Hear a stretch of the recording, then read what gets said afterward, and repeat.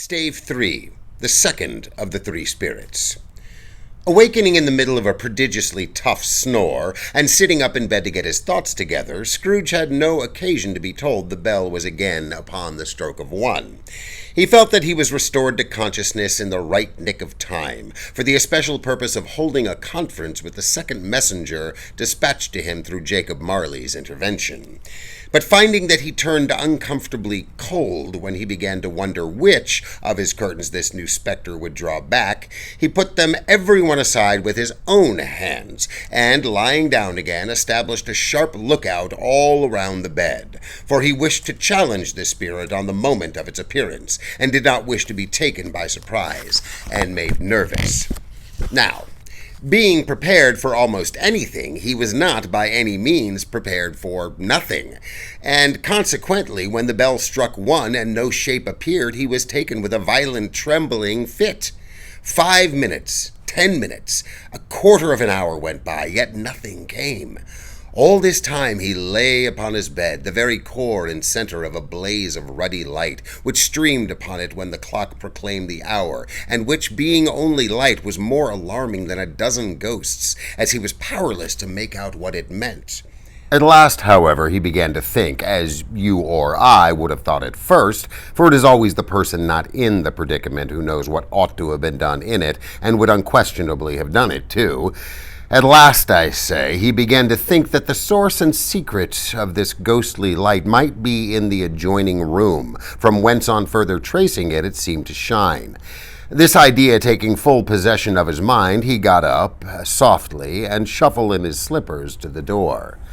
The moment Scrooge's hand was on the lock, a strange voice called him by his name, and bade him enter. He obeyed.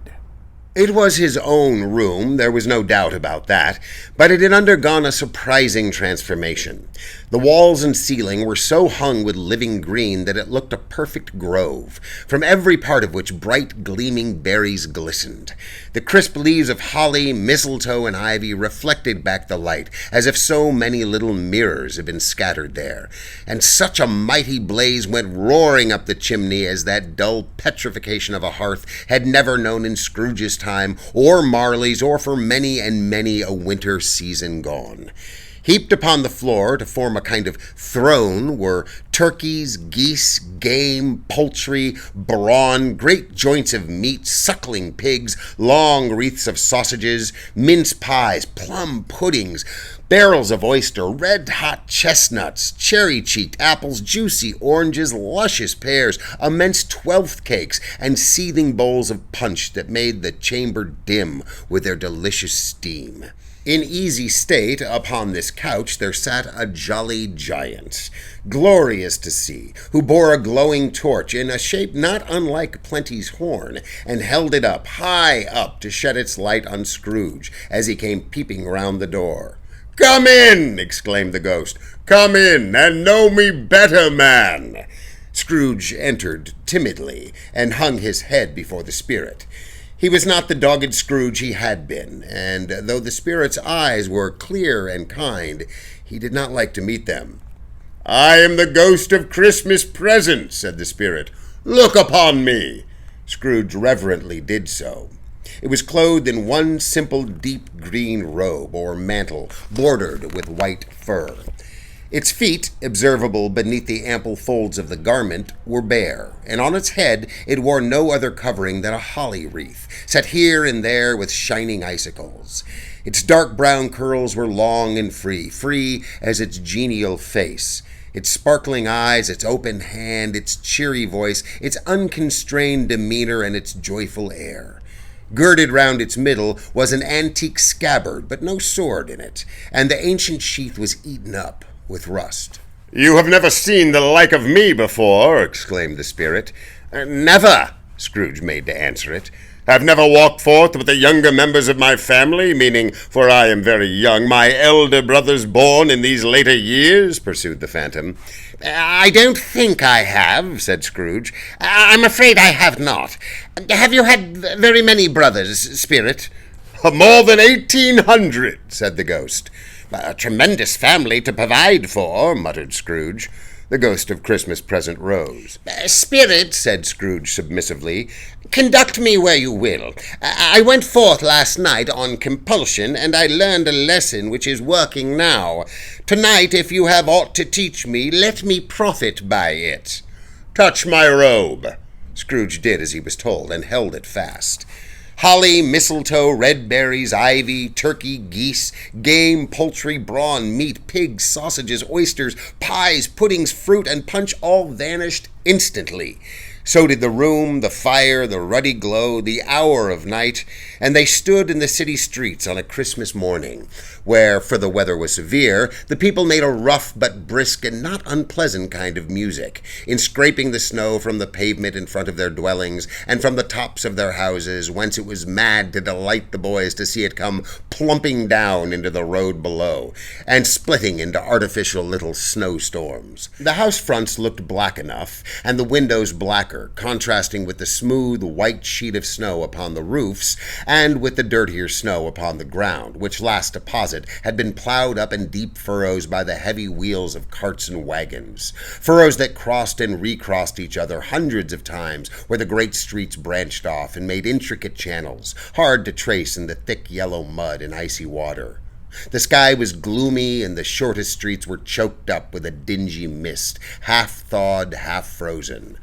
There was nothing very cheerful in the climate or the town, and yet was there an air of cheerfulness abroad that the clear summer air and the brightest summer sun might have endeavored to diffuse in vain. For the people who were shoveling away on the housetops were jovial and full of glee, calling out to one another from the parapets, and now and then exchanging a facetious snowball, laughing heartily if it went right and not less heartily if it went wrong.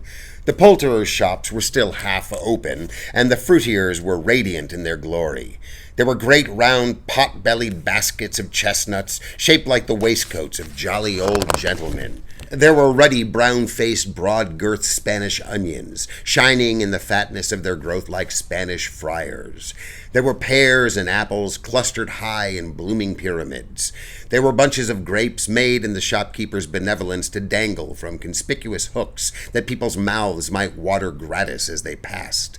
There were piles of filberts, mossy and brown, recalling in their fragrance ancient walks among the woods and pleasant shufflings ankle-deep through withered leaves.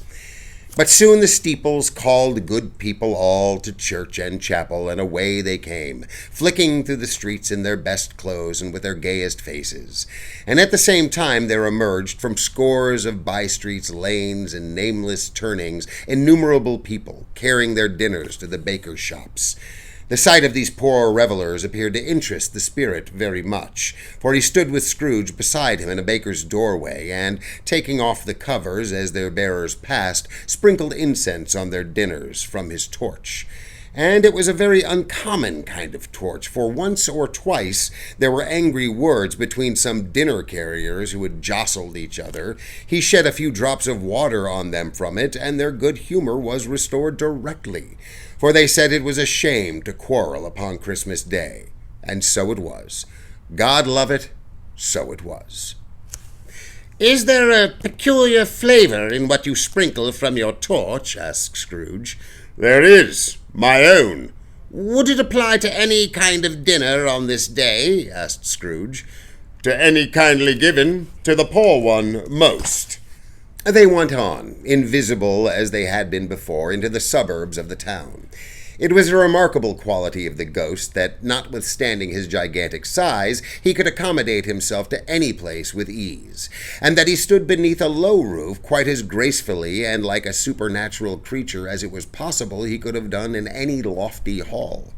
And perhaps it was the pleasure the good spirit had in showing off this power of his, or else it was his own kind, generous, hearty nature, and his sympathy with all poor men that led him straight to Scrooge's clerks. For there he went and took Scrooge with him, holding to his robe, and on the threshold of the door the spirit smiled and stopped to bless Bob Cratchit's dwelling with the sprinkling of his torch.